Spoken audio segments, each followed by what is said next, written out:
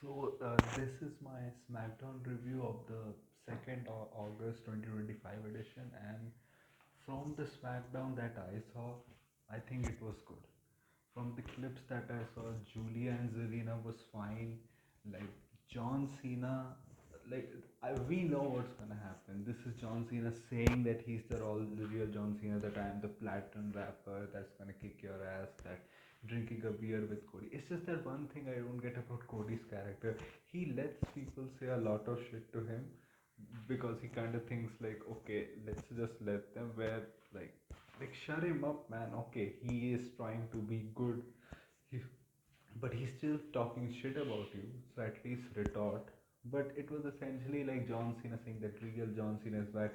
I don't want to take this title away because I hate wrestling. I want to take this away so that you guys remember me when I'm gone, which actually kind of makes you sympathetic to John Cena. But what I think this is going to lead to is this is probably a ruse. So what's going to happen is you're going to see babyface John and Cody in the ring, but just when maybe Cena is not able to beat Cody due to normal moves, that's when you'll see John Cena like and everything and trying to use heel tactics in the match. So it's like, oh no, John Cena is still an evil guy.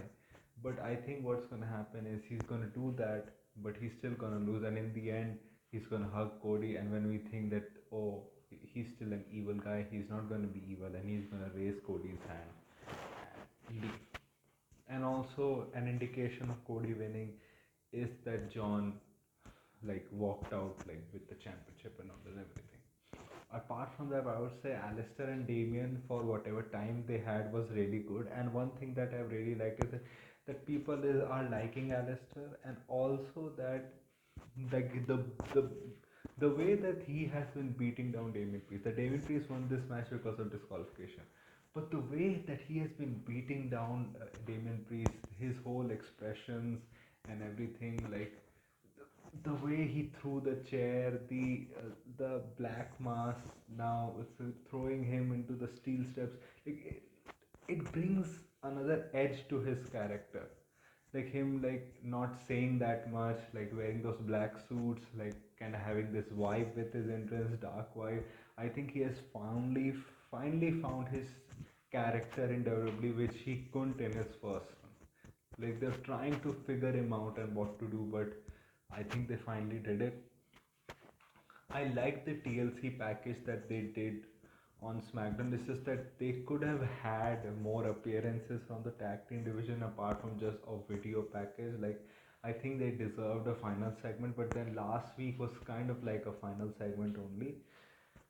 You had, Alexa and Charlotte being what they are. Like this time, Alexa being more on the side of, we are not friends, we are allies of convenience, do not use the F word. And they have good chemistry, and people are into them. This week, they had their own, like, pink themed allies of convenience shirt. I think they have to put the tag titles on them.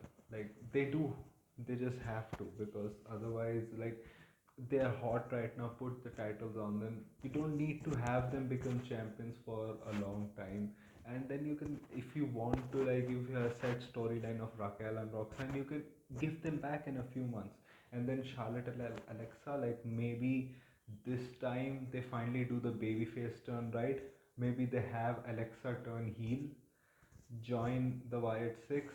That way you can finally have the proper Charlotte face run that they always wanted to do, and that they can do it. And Alexa and Nikki Cross, like you can have Charlotte win that feud, and you can have Alexa and Nikki Cross go into the tag team division. That way, the division doesn't lose a team, and Charlotte gains something. Maybe then she can go into the United States Championship division.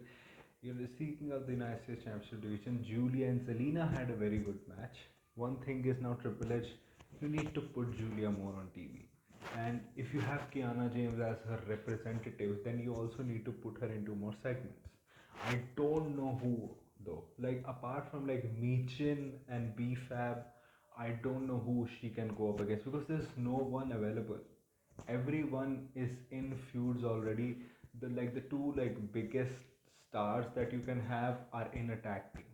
So you really don't have anyone to go up against. So you need to do a draft. I think only then something can happen. But they had a great match. And Zelina has improved a lot in the ring too. And apart from that, you had, uh, Los Garzas facing up against Mr. Iguana and Psycho Clown. Though the last minutes of the match was a little bit like, what's happening here? And Iguana had a botch, but apart from that, crowd were really into them, especially into Iguana.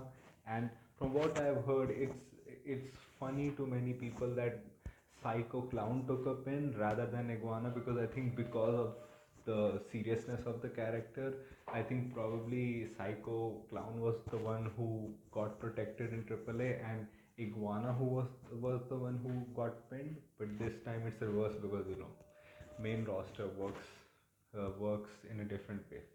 You had Solo in a funny segment backstage. He was like, "What is up with that? Little big brother Jimmy, what is up with that Jacob's casual? Getting very fit. Yeah, I mean, what does that even mean?" And Kathy Kelly was like, "You know what that means?" He's like, "No," or I think it was the reverse. So the thing is, people do say the bloodline stuff is repetitive, which I agree, because the way the match is structured and the way is that every week, like one member of the bloodline goes up against like a babyface. It's just that it is working. Like, people react.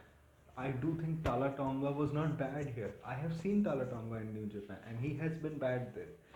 He here played his role perfectly, which was to be a heavy. He played that role perfectly, and I think that's good. He played that role perfectly here. He was not anything great, but I didn't see any botches. He was supposed to be a heavy. He played that role. In the end, he won due to distraction. I think the angles that they have done, where Jacob has got the better of the MFT, have been pretty great. First, due to the crowd reaction, and also the way that they sell the moves. Like, Jacob comes in just as the steel cage is about to fully go down.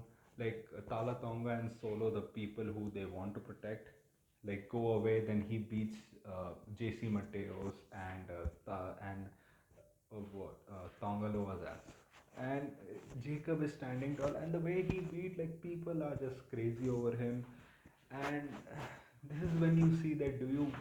I think Jacob is standing tall. That does mean he's probably gonna lose, and also it's a steel cage. If Tama Tonga interferes, you can have Solo like probably like jumping off the steel cage to escape like Jacob, because Tama Tonga attacked him, and in the last second, Solo sacrifices himself, risking an injury and winning the match. Because I do think you can extend it a little bit further, like what you're in August, you can extend it maybe 1 month or a couple of months, like maybe till War Games also, because otherwise, what do you do with the MFT at War Games? You're not gonna have them in a War Games match because that's probably gonna be Seth's faction. So if you want them to do something, and Jacob also, like this is the thing that they can do, and here Jacob losing does not really, like, due to like Solo jumping off the steel cage or something, does not really diminish his overness as well. And other than, even if you make Jacob champion, who is he going up against? Like, Alistair and uh, uh, Damien Priest are in a feud, which has just kind of started. Like, Damien winning this is probably the first chapter. You're probably gonna have the second match. I can see it happening at Clash at Paris. I think probably happening at Clash at Paris, or maybe a week before that. And you're probably gonna get the third match later, like maybe before War Games or something. So that feud is, you cannot insert Jacob into that feud right now. So you need to do some stuff apart from that.